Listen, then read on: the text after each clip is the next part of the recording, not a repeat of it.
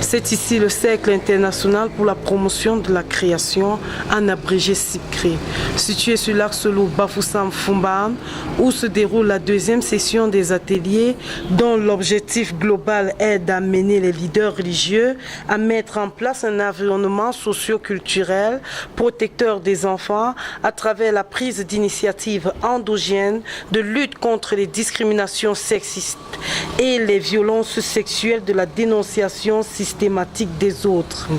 Le CIPCRE met en œuvre le projet de lutte contre la discrimination sexiste, les abus et opérations sexuelles dans 3 zones au Cameroun, Bafoussam, Bamenda et Yaoundé. La phase 1 a permis de mobiliser plusieurs acteurs sur l'effectivité des fléaux d'une part et sur la recherche de solutions durables d'autre part. Ayant un plan et opérationnalisation d'identification et promotion des initiatives à prendre par leader, lettre d'engagement assignée par chacun. Sur la méthodologie, les organisations vont utiliser des méthodes d'approche participative de manière à obtenir la contribution de chacun. Quant aux objectifs, amener les prêtres et pasteurs à se positionner comme des personnes relais au sein de leur localité pour une sensibilisation continue.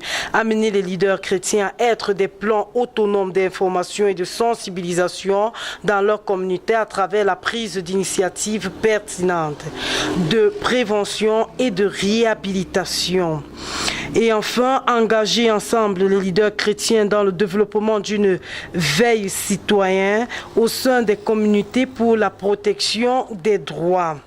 C'est donc ici que se termine cet atelier. Au terme des différents ateliers qui se sont formés pendant ce circuit, les prêtres et les pasteurs ont eu une meilleure connaissance à l'état des lieux, des discriminations sexistes et violences sexuelles et s'engagent à être des pères éducateurs pour la prévention. Ont développé aussi des réflexes de dénonciation et élaboration des stratégies pour le faire. Prise de conscience des problèmes quotidiens de l'enfant et s'engage à trouver des solutions à travers des plans d'action, des suggérations que les confessions de foi peuvent faire pour lutter efficacement contre les atteintes aux droits. D'abord, une meilleure connaissance de l'autre rôle et leur implication dans un processus de cérémonie, d'un cadre de protection et de réhabilitation des enfants et après les victimes et violences. L'atelier que nous avons organisé aujourd'hui est le deuxième du genre avec les leaders chrétiens dans la ville de Bafoussam et sur les moyens de lutte contre les discriminations sexistes et les violences sexuelles. Parce qu'on s'est rendu compte que les leaders ont autour d'eux des jeunes, des enfants, et parfois même beaucoup sont abusés et ne savent où aller et comment se plaindre, ou bien dénoncer ces cas de violences sexuelles.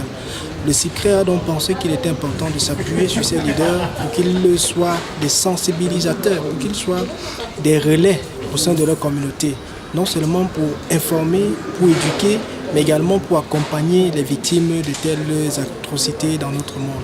Parce que personne n'est à l'abri, qu'on soit à l'école, qu'on soit à la maison, qu'on soit dans la rue, on peut être victime d'une violence sexuelle. Et maintenant, comment être pris en charge, c'est le plus important.